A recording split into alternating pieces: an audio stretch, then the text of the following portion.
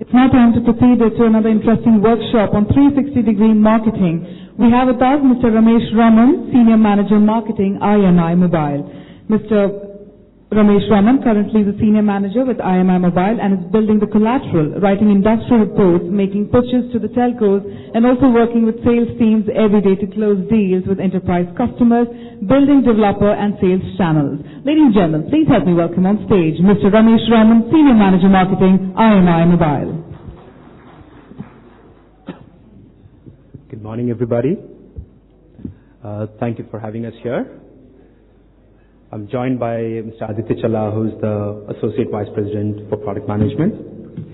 I think it was a fantastic panel discussion.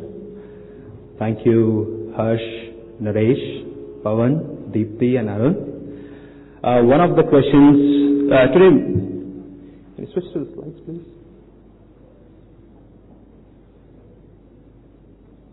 So I'll be talking about 360-degree marketing. It slightly moves in the direction one step further from the first session that we had about list acquisition. So as Kapil just asked, what is the future of email marketing? That was the question, that was the last, and I would like to lead on that question. The agenda for today is I'll be covering email marketing across the customer life cycle. So we talked about email marketing for promotions, right?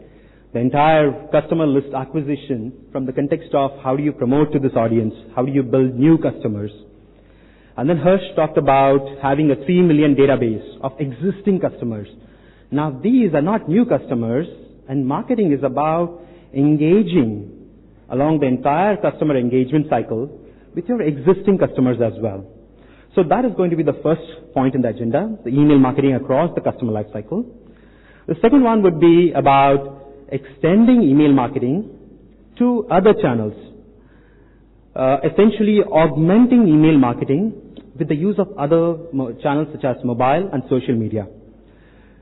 Thirdly, I would like to take these two pivots of this discussion and bring them into what I call as 360-degree customer engagement, 360-degree marketing, which is across customer life cycle and across channels. And then finally, about realizing such a 360-degree customer engagement with a multi-channel campaign manager. As Kapil asked, what is the future? So currently, as was discussed in the first panel, a lot of email marketing is traditionally used in the context of promotions or for customer acquisition. Now this is fraught with the risks that was mentioned in the panel discussion as well, that a lot of it lands up going into spam. Those that don't go into spam have low open rates, primarily because it's from a untrusted source. The third one is, even if if it finally reaches the eyeballs of the reader, he opens it, but then the click-through rates are still lower. As somebody in the last panel mentioned, out of a delivery rate of about 85, coming down to 50 to 20, and then finally 3% click-through rates. Now, the objective should be you have to increase this. If there is to be a great future, as somebody was saying, it has to increase, the entire conversion rate has to go higher. One potential possibility is that email marketing across the entire customer life cycle. Now how does this help? One is, since you are engaging with the customer not only for promotions but also for transactions, it builds a certain sense of trust. If you were to go on pumping to your customer database every 15 days a promotional offer, eventually he's going to ignore it, even though it doesn't go into spam, even though it reaches his inbox, he's just going to avoid it, ignore it, probably delete it. In order to avoid that, there has to be greater engagement. The transactional email that somebody was talking about. There has to be information, as Pawan last mentioned, the budget, right? You sent notes about the budget, but then there is this innocuous branding that you would have at the bottom. Ideally, let's not get into the ethics of it, but the thing is, the branding is innocuous, somewhere out there, but then you're providing certain information. This leads the customer to click on it. So you've done some level of brand building along the entire customer lifecycle engagement. The third one would be how to have if you're talking about the entire customer lifecycle, then you should have a campaign lifecycle that follows the customer lifecycle. When I say this, what I mean is, for example, suppose you are buying a subscription on the net for a month, right? Any service which is subscription for a month. An ideal campaign would be, you started with a promotion and he landed up buying it. Your system detected that he's bought it and tells a backend that, hey, this person has bought it on the 15th of March. 10 days, so the information, the acquisition is done. 10 days from now, 15 days from now, you want to engage with him and get his feedback. You check for feedback. 5 days from then, you want to make sure that he is still enjoying the service. You want to probably give him a promotion. You probably want to lead him on to another month of subscription. You want to try to retain the customer. So the entire customer life cycle should be associated with a campaign life cycle. This could be just a series of emails, or as I go into the session, probably a little more assistance from other channels. So this is a sample from what IMImobile has done in the past. IMImobile provides campaign management as a managed service to telecom operators around the world, large enterprises. So this profiling data essentially says what categories of services were emails used for. This is out of a data of about 33 million emails sent over a period of 6 to 7 months. As you will notice, retaining has a very high open rate as well as a click-through rate. So, and one thing to be noted is oftentimes these numbers are taken as the Holy Bible. Every number that you produce like this is specific to a business, specific to your customer base. So when someone says in India the rate of open is 6%, that's actually a little misleading. It could be relevant. Expedia could have a different number altogether, or other businesses could have something else. So from this it leads on to the point that, hey, use email in those segments of the activities in your customer life cycle where the open rates and click rates are higher. Don't push email for everything. Maybe for retention, email is brilliant for your business. Use it for retention more often than you would use it for anything else. Naturally, this is a learning cycle. On the first day when somebody said, hey, how would I send it or who would I send it to? You don't know. You have to take the call, and as Harsh was saying, you have to take an expert to tell you who to send it to, the target, how to do, etc. But as you send 100,000 emails out, you build a certain profile. And that's when you start determining which stages of the life cycle would be best served by email to your customers. Naturally, to do this, you will need to build a heat map of sorts which says which category responds best to emails. So you need, and you're going to send several campaigns before such data becomes clear. So you need a campaign manager of sorts that actually helps you get such a profile data. The second thing on the agenda was extending email marketing to other channels. Now, what other channels? Mobile obviously comes to mind with the penetration of mobile as per different sources as high as 600 to 700 million people. Mobile comes as the next best channel to augment email. Most people check their email on their mobile phones as well. Now, one reason for augmenting email with another channel, say voice, would be to introduce a return channel. So in any of your mailers that you send out, you would obviously have some call to action. A typical call to action is leading on to a landing page and then a form that you would get them to fill, which is where you try to get your subscription list built. An alternate, which we see more engaging and picking up more due to the prevalence of smartphones, is a voice number on the email itself, because on most phones you can actually click it right from there. So and this voice number could be perhaps a missed call service, which makes it zero cost, removes any hurdle to the receiver. The second reason for augmenting email with other channels is something very interesting we've seen in the past. A teaser SMS, for instance, is sent to the customer. Say, dear customer, please visit the store near your area to get your offer activated. mail is sent to your email address, which has more details. So the bulk of the details, all your artwork, your creativity, the colors, and all that is on the email. But then there's a teaser that leads to the email. Now, the person first gets the SMS, then gets the email, probably on the same day. So there is an instant recall.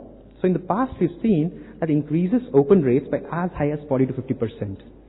Similarly, you could do the same thing with perhaps voice outbound, where you could just, automated voice outbound would say, hey, there is an offer in so-and-so area, or check your email for more details. So that's what I would like to call as assisted email, augment email with other channels. So this also, the fact that you're getting it across multiple channels adds a certain sense of authenticity to the sender. Now, you could do this multi-channel thing across multiple channels. So USSD, I don't know how many people know USSD. It's about that *123 that you dial, which is far more engaging than an SMS and less intrusive than voice. Another point is, as in the heat map that I showed you before, as in this profiling map that I showed, it's possible that some channels respond better on some segments of this, your engagement, your customer engagement. For example, it's possible that rewarding is best on voice. So, depending on which channel gives you what returns, which you determine over a period of time, it's a good idea to use that channel for a specific purpose. So, for example, in this small snapshot I've shown below, a campaign is set this way. You send an email, a promotional offer. For those people who open the email, who did that? Another 15 minutes, I'll stop. So, for those people who open the email, you send out on voice outbound. You know he opened it. There is some level of engagement you built. So you call him. You have an automated call. You have your call center reach out to them. For those people who don't take that call at that moment, don't call them again. Probably send them an USSD session. So it's less intrusive as voice, as compared to voice. But then you try to see if he opened it. Did he really want to know more about it? Maybe he just didn't want to click it. Should I try from a different channel? Well, USSD didn't work. Okay, let's leave him alone this time around. Let's not spam him. So this is about email marketing across multiple channels. So this brings me to the idea of, the whole presentation, what it's centered around, as 360-degree customer engagement with the theme of email as at the core of it all. So as I just said, you inform your customers, say over email, then you acquire them. Once you acquire them, at that point, your billing system raises an event. A campaign manager knows that, hey, this person is subscribed now. Let's send him, this is how much you pay. That's the transactionary email. Then about 15 days down the line, you ask for feedback. That's the part where you engage with him. Then you try to give him a promotion again to retain him for the next month. That's probably the retention part. And then loyalty and rewards. So in one example that I would like to specifically say for engagement is something we've done in the past for a client in UK was integration of social media and email, which probably in the afternoon there's an entire panel about. So in this case, you would get your customer to register his Twitter handle with you, so you know his Twitter handle. Each time that customer wants some information, there are certain keywords that are published in the sense like hash bill, certain hashtags, hash bill, hash offers. So with that, anything that comes from that Twitter handle to your business saying hash offers, so you could reach out to him back on email with a detailed list of offers, or you could reach out on Twitter back to him telling him, hey, at this point we have nothing or we have something. Read your email, we sent you a lot more details over there. So that way the entire customer engagement moves across all channels. And it's not one at the exclusion of another, it's one augmented by another. Now, if you wanted to do such a 360-degree customer engagement, you need, you'll have to forgive me this was originally supposed to be a workshop with a whole hands-on thing in a parallel track with a limited audience. So excuse me for the name of the product and everything, but what essentially is a multi-channel campaign manager that I've been building up to, these are the kind of characteristics that it should have, that you would need in order to build such a campaign across channels. So a campaign manager like this would allow you to manage your communication across all stages of the life cycle, across all channels, should allow you to integrate with your existing IT systems, and it should provide you enough analytics for you to be able to optimize your campaign going forward. Now, in this snapshot that I'm showing here, there's an email which is followed by SMS for customers who didn't open their email. Then there's a USSD session for people who opened the email. And then for email not delivered, for those the email wasn't delivered, you try delivering it over WAP, which is again another mobile internet channel. We did talk a lot about customer list acquisition in the beginning. Now, a campaign manager like this, since it works across channels, must have a certain customer profile. It's not just an email address with a name. It has to have information across channels. And naturally, as a business who builds his database organically, as somebody said, you will have to get this information for each customer across channels. So popular campaigns usually are, the last time I paid my insurance premium online, I was given a discount of 300 rupees for just telling them what my email address, my income data was. So that's an example. In a particular customer campaign that we ran for a telecom operator, they were dongles the operator was selling to a certain set of customers, and other people had a mobile number. So what happened was the dongles don't have a number, so this customer operator didn't know if it was the same person using both of them. So the smaller set of them, he told the customer, sent out a promotion saying that, tell us your mobile number and we'll give you, in the next time you recharge your account, we'll give you 50% off. And then people came forward voluntarily and gave their information. So something like that has to be done in order to build a customer profile. Once you build a customer profile, a multi-channel campaign manager you can upload such a file channel by channel. So the next one would be that it should support enough event triggers. For example, you have your IT systems that produce a list of all the new subscriptions today.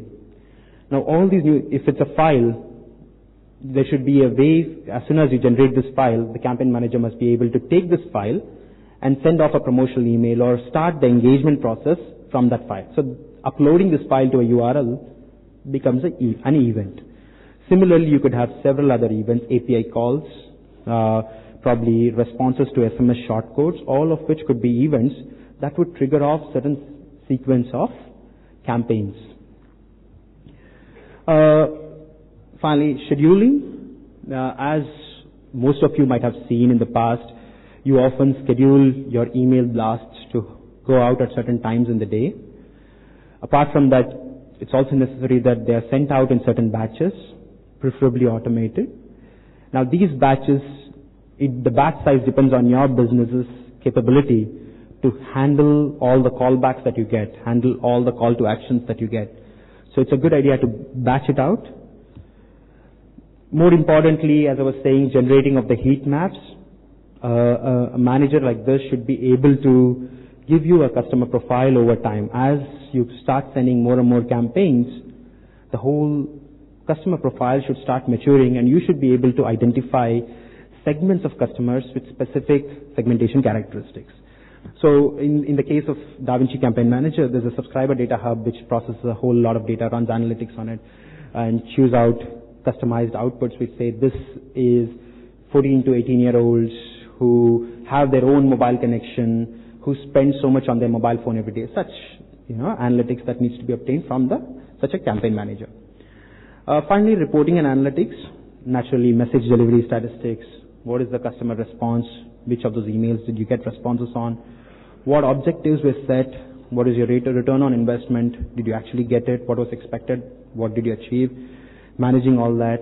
A kind of a funnel representation of how many you sent out to, and finally how many acquisitions you did. So these are certain characteristics that one should look forward from a multi-channel campaign manager. Finally, coming to the last slide, that's IMImobile in numbers.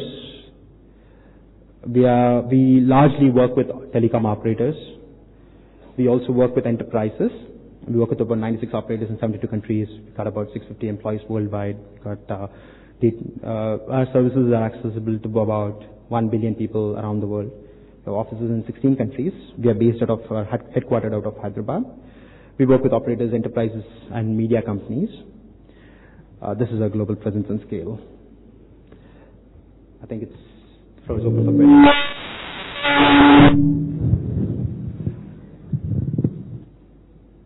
Any questions? It was intended to be a workshop on a smaller audience with a hands-on thing.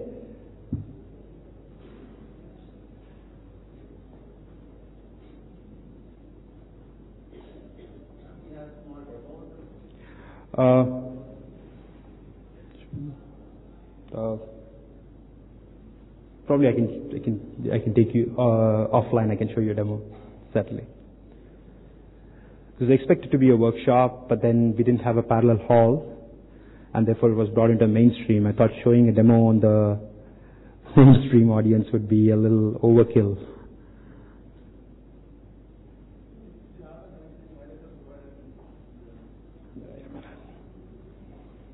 No, I'll have to set it all up again. Sorry. Ladies and gentlemen, any further questions? Can you raise your hands? The mic shall be handed over to you. I guess they're all waiting for the demo, which of course you want to take it offline. I will do that. All right. Let's have a round of applause there for Mr. Raman. And as he promises, he's going to take the demo offline with all of you. Thank you once again, Mr. Raman.